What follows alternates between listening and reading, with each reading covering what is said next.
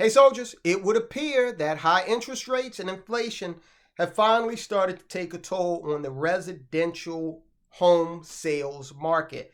The numbers are down. Will they continue to slide?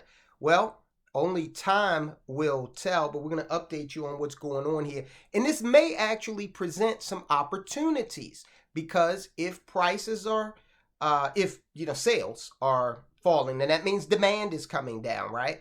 And as demand comes down, usually so does the price. So if you've been trying to get in on some real estate, this may be an indication of an opportunity. Guys, go ahead and hit that subscribe button. We're covering the asset classes in this evolving economy because we want to know how to prosper no matter what happens, right? Home sales fall, okay, no problem. There's an opportunity in there somewhere. We're going to find it. Hit subscribe. So, like I say, look, people have been trying to figure out how to get into homes, okay? You've got more and more of these institutional investors coming into the residential real estate market and renting homes because the demand is there, because people can't afford to buy in a lot of cases. I want to preface this with a reminder. Real estate is hyper-local. It's a hyper-local market. What I mean by that, if you buy a share of Coca-Cola in Maryland and a share of Coca-Cola in, California at the exact same time of day, all other things being equal, it's going to cost you the same amount of money. Not so with real estate, okay? It's hyper-local. You're going to find so many variables that a house 2 blocks away might have a whole different set of comparables and issues and layout and use case. You can't price real estate in such a way that you can look at it from a national standpoint, okay? So your area may already be experiencing some moderation in price, or your area may be prohibitively expensive. But I just want to remind you that real estate is hyper local in terms of the market forces. All right. Well, we are seeing home sales tick down. Now, will we see them tick up again? Again, I don't know. But after a small bounce last month, following August, pending home sales dropped 1.5% month over month in October. And that is better than the 2% month over month decline that was expected by the experts. This is how the experts make themselves feel good. Oh, we expected this. But no, notice how it never meets expectations. It's always either more or less than what they were expecting, the experts were expecting.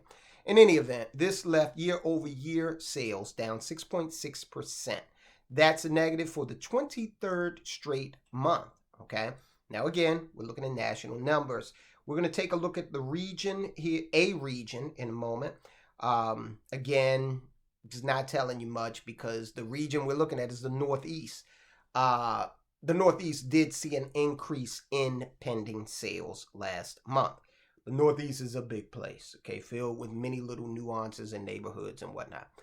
Sales fell the most in the West, down 6%, while contract signings in the South and Midwest slipped 1.9% and 0.4% respectively. Home sales are rising in places with more inventory. Okay, so that makes sense because if you've got more inventory, then, as long as the demand doesn't match that or exceed it, then you can have a moderation in price. It brings people out, the old supply and demand, rule of supply and demand. Lawrence Yun, who is the National Association of Realtors chief economist, said nothing that purchases of new houses, noting rather, that purchases of new houses are up so far this year because of builders' ability to create inventory. So if you want a new house, you got to understand they're out there building a lot of them. It's funny because, new houses are going to be more expensive usually than existing homes. But you get to outfit it like you want. I don't know if that would attract me in this market, but hey, that's what's going on.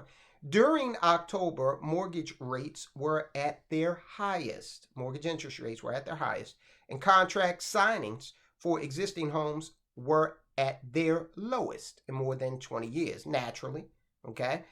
The cost of money went up. It costs more money to get into that home, and people are saying, look, because of these interest rates, now I don't qualify for as much home as I once did or as I want. All right.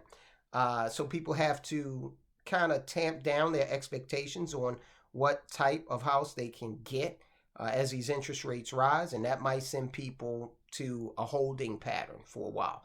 They might just say, hey, look, let's just stay in this house. At one point in the future, interest rates will come down, and we'll take a look at it then. Recent weeks' successive declines in mortgage rates will help qualify more home buyers, but limited housing inventory is significantly preventing housing demand from fully being satisfied, right? Because as the supply is limited, cost is going to be a little higher. All right, so the pending home sales report is a leading indicator of existing home sales, given houses typically go under contract a month or two before they are sold. So we'll see if that situation changes. Right now, though, this is what we're looking at. If you are looking at getting a home, I will say this, okay, and you need to do your due diligence. Waiting, this is tricky because, the home is a huge investment. It's the biggest investment you're going to make in your life. And yes, it is an investment. Okay, I know some people say, oh, no, the home is not an asset. The hell it ain't. All right, it's an asset on many different fronts. Number one, it is a financial asset. Anytime you can ride the appreciation wave, I don't know if you can hear that helicopter. That might be a Google helicopter. Sometimes I talk about things on this channel that I don't think they're really high on. So I don't know if he starts hovering, guys, and I have to make a quick exit. You'll understand why. But look, these interest rates, if you sit around and say, hey, I'm just going to wait it out, that might work because one day the interest rates will eventually probably come down. It can't keep going up, right, in perpetuity. Now, when that happens, no one knows. But the house is an asset from the standpoint of, look, I can take equity out of it. I can rent it out and get an income. It's also a big time emotional asset as well. This is where you raise your family, right? Create memories. Okay, so it's an investment on an economic and an emotional basis. And of course, we know it keeps you out of the elements because it's getting cold here in the mid-Atlantic, guys. I'll talk to you soon.